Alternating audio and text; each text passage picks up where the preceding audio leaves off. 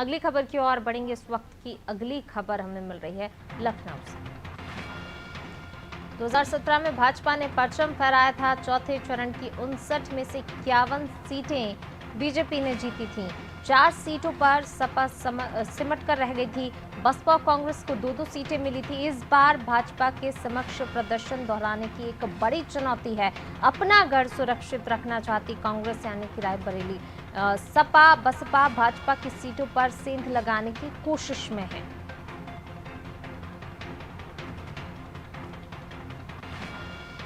लखनऊ से खबर आपको बता रहे हैं, 2017 में भाजपा ने अपना परचम फहराया था। 59 में से 51 सीटें जीती थीं बीजेपी ने। वहीं समाजवादी पार्टी की बात करें तो 4 सीटों पर सिमट कर रह गई थी। ज्यादा जानकारी के लिए सीधे रुक कर लेते हैं अशफाक। यहाँ पर आपसे पूरा ये गणित समझना चाहेंगे। पिछले अगर चुनाव की बात करें तो 51 सीटें बीजेपी के पक्ष में आई थी, लेकिन इस बार का जो है मुकाबला काफी दिलचस्प लग रहा है, क्योंकि समाजवादी पार्टी की भी बात करें तो वो भी लगातार जनता के बीच पहुंची है और कहा ये जा रहा है कि कहीं ना कहीं सपा को जनता का समर्थन मिल सकता है, क्योंकि इस बार जो है बीजेपी के लिए चुनौती इसलिए भी क्योंकि किसानों की नाराजगी भी सामने आई। हालांकि साधने की कोशिश की, लेकिन कहीं ना कहीं समीकरण कितने बनते बिगड़ते ये आने वाले वक्त में पता चलेगा। लेकिन फिलहाल स्थितियां क्या कुछ लग रही हैं? क्या इस बार का जो है पिछली बार की अपेक्षा कुछ अलग ही प्रदर्शन दिखाई देगा?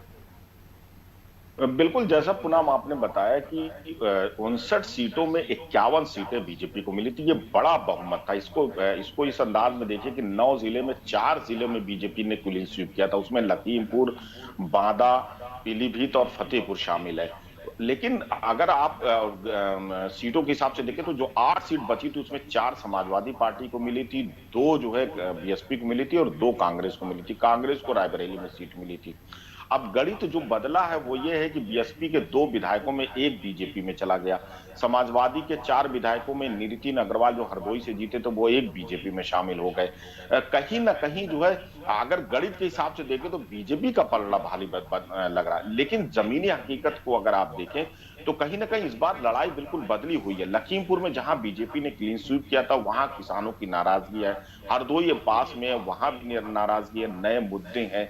उसके बाद लखनऊ में जैसा मयंक जोशी की मुलाकात और कई गणित बदले बदले जा चुके हैं।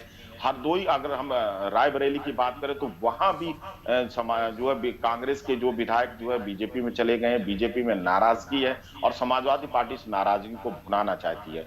तो कहीं ना कहीं बीजेपी के लिए राहें उतनी आसान नहीं है जितना जो है सोचा जा रहा है या जितना।